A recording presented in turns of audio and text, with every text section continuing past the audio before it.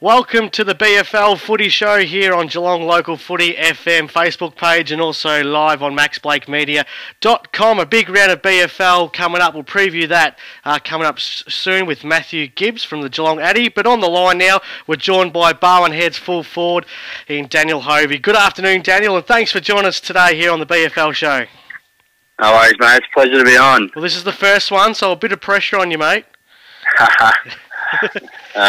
Do you get hopefully I'm up to it. Do you get much media attention, mate? Do you go on the local radios, or I see you? Nah. Do you picture in the newspaper nearly every week, just taking a good grab? Yeah, I know. I get it, copy it enough at work. The closest I've got is Tom King. Yeah. All the time. You and Kingy are pretty close, aren't you? Oh, we are. Mate, you've had a pretty good year so far. You're sitting second on the BFL top goal kickers, 61. You kicked 8 on the weekend, but normally I find it very strange stat that if you kick 8 goals, it's very rarely you get upstaged by a teammate, but you did on the weekend. Brendan Backwell, he kicked 9 goals. He's third on the table with 50. It would have been pretty handy, though. 9 goals from, as I said, Brendan, 8 from yourself, and also James Taylor chipped in with 7 goals. A pretty firing four-line on the weekend. Yeah, having Backy there this year it's been good. Yep. He plays on the flank and he just pops up for 2 or 3 a quarter, and it takes a lot of pressure off me, because I know if I'm not going too well, he's up and going, and he's always good for 4 or 5 a game, and yep. I can just sort of sit back and, if it's not working, just watch Brando do his thing. Awesome, mate. But I tell you what, your season's pretty good so far. You've kicked bags of 7, 11, 4, 4, 3, 5, 6, 6. Just a single against Drysdale. 6 against Anglesey and 8 last week. Just set a total of 61 goals. You kicked 80 plus last year. You reckon you're having a better season than you did last year? I don't know. I don't know what I was on about this time last year, but I suppose only 20 off sort of where I finished at the end of last year, and hopefully I got some finals games to add to it. Yep. Mate, and the last couple of weeks, you guys have had pretty convincing wins. A big one, though, on Saturday against Queenscliff. You did go down to them early in the season by 20 points in a pretty high-scoring game. They're the benchmark, mate, and I guess you guys have secured your final spot. You're 10 points clear of 6th place Ocean Grove, so it's basically working up towards that top 3 position. A massive game against Queenscliff. How do you beat them, mate? I think the last 2 times we've played them, we lost to them by a point last year, yep. Which I think we've all tried to forget that game. But I think we sort of match up on them well. Like, we're both we try to move the ball quick, and it's always just sort of a bit of a shootout between both of us. And so I think it's just the hard contested footy, and whoever gets on top with that's going to take the points. Are they stoppable? Oh. Everyone's stoppable. Yep. Like, it only takes one team to have a bad game and the other team to make the most of it, and they're quite easily beatable. But I think they just, when they need to step up, they've got the deep team, and yep. One of those blokes will step up and bring him back. You've, as I said, you did lose to them early in the year. You did get a bit of a touch-up against Geelong Ammos. You came a draw against Torquay and lost to Drysdale. How do you personally rate yourselves going forward of this season? Have you sort of learned what you have to do to try and match up with those other 4 sides in the top 5? Yeah, I think the win against Ocean Grove put a lot of belief into the playing group. Yep. Like, being where we were, normally a Barwon Heads side would go down by 10 goals, and I think we sort of grinded it out, and then followed up with Torquay to, I think it was 6 goals down at half time, and managed to kick 8 goals in the last quarter to scrape a draw. Yep. Everyone's confidence is sky high compared to where it was last year. We just sort of have a surprise game here and there, and like the Ocean Grove game last year, we sort of just come out of nowhere and all played good footy. Yep. Now we've had the belief in the playing group that we can do big things. It's a big second half of the year, isn't it, Daniel? Oh, definitely. You guys are, as I said, you've got 3 players that are capable of kicking over 5 goals in a game. That gives you a lot of firepower up forward. What about your defence, mate? How's that working for you? Defence is really good. I think we've kept the same 6 from last year. We got Dizzy Holland, who's played Vic the last 3 years at centre half back. Young Hayden Smith, who's only 16 and capable of doing things that a 16-year-old shouldn't be able to do in senior footy. Well, he was. All reports he was sensational last week. Oh, no, his run off half back was amazing. Yep. So, like our back 6, we try to keep very consistent, and they've all played together for 2 years now, and really starting to find their feet. What's the feeling around the club? Do you genuinely believe you can be a real premiership contender, or is it that's something that you're not thinking about at the moment? I think it's just sort of just building up to just getting to the finals, and like when it gets to the finals, anything can happen, sort of thing. So Pete and the coaches are just working on us to get us to the finals, and whatever happens, happens. You're 1 goal off Scott Hughes, mate. Is it in the back of your head of trying to nail this goal-kicking tally and win it this season? Look, I'd be lying if I said it didn't play on my mind. But if I had the choice over going deep into the finals or winning the goal-kicking, I'd be taking the finals. Good day of the week. Good answer, Daniel. Mate, thanks for joining us here today on the BFL Show on Geelong Local Footy FM, mate. It's been a pleasure to talk to you. No worries, mate. Thanks for having me. Now joining us here on the BFL Show here on Geelong Local Footy FM and also maxblakemedia.com from the Geelong Addy, the boy that knows everything about the BFL. Matt Gibbs, good afternoon, mate. Maxie, good to hear from you. Yep, mate, we better get into this. Big round 12 of the BFL. We've got Queenscliff sitting on top of the ladder, 2 wins ahead of the Geelong Ammos, but a nice big pack of sides with the Ammos, Drysdale, Barwon Heads and Torquays all fighting for the top 3 positions, so a big round this one. We just spoke to Daniel Hovey and Barwon Heads take on Queenscliff. Mate, how do you see this game going? Yeah, really interesting matchup. Obviously, I think we've got about 6 sides playing for 5 spots now, which is what makes the BFL so interesting. This Barwon Heads Queenscliff matchup is poised to be really good. The Headers pushed Queenscliff last time earlier in the season in round 3. They only went down by 20 points, and obviously Queenscliff being the benchmark of the competition, that showed a bit about the Seagulls' character too. They've got a lot of youth.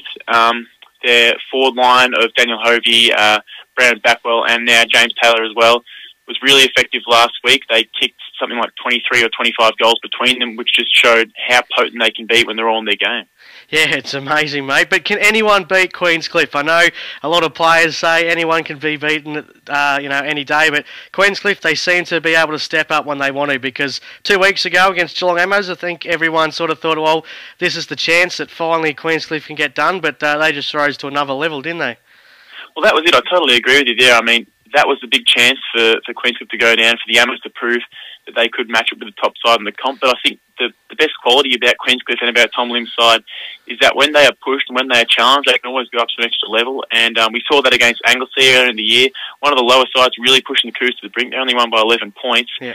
And again, the Cougars were challenged against Torquay, and they came out winged out by about 5 points. I mean, every time they get pushed, they seem to find this other level. And right now, I can't see anyone stopping them simply because they have that ability to win from any situation. All right, mate. Who's your tip? I'm going to go with Queenscliff by about 3 goals. All right, mate. The other one, just down the bottom of the ladder, Port Arlington taking on Anglesea, second last versus last. I think Port Arlington have got the wooden spoon in the bag, but they would want to come out and try and get the 4 points on the board. I believe so. I mean, Troy Beeman, the coach, I spoke to him last week after Port Arlington's loss to Barwon Heads, and he was pretty philosophical about the whole situation. I mean, they had already turned their attention to the Anglesea game only minutes after they lost that match to Barwon Heads by 157 points. It's a massive margin, but I think they have the capability to turn it around. I mean, they've challenged in patches a fair bit all year, and that was his main sort of point after the game, is that they do have the capability to really match it with the top sides for maybe a quarter or a half even. They did that against Barwon Heads on the weekend, but got blown out in quarters 1 and 4. I think they'll need a really strong start against Anglesea because the Seas have proven that they can match it with top sides at times. But if Port Arlington use the strength of their quality midfielders like Martin Porter and blokes like that, as well as their new youth, they really could give it a shake. Who's your tip, mate?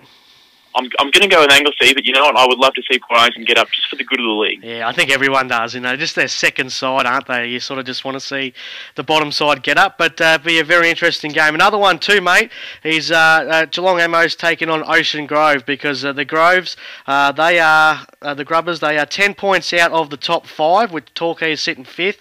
So if they lose this, pretty much their season is over. Yeah.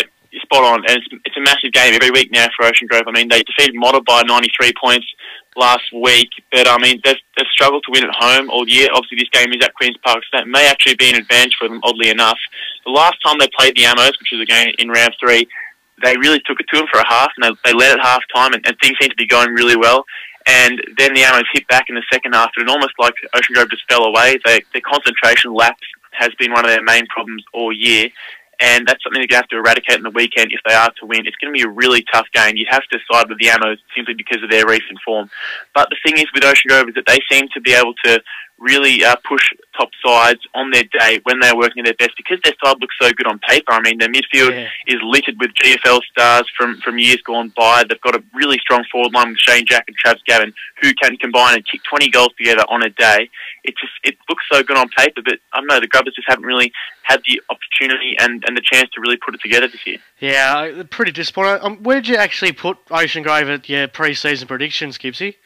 I had them in 5th. Yeah. I thought they would just scrape in there, and I actually had Barwon Heads as either 4th or 5th, either too, because I was tipping them to really rise at the table. Yeah. What I didn't pick was the Ammos to be so clinical in their finishing this year. I mean, obviously their fall out of the finals last year was a little bit unexpected, but they went through a rebuilding phase, and rather than taking the time to go through and really assess what needed to be done to bring them back up to the finals, they found the remedy right away. They took these new coaches in, Corey Barron, Andrew Lovick, great stars from the GFL in years gone by, and they just pinpointed the areas where they needed to improve.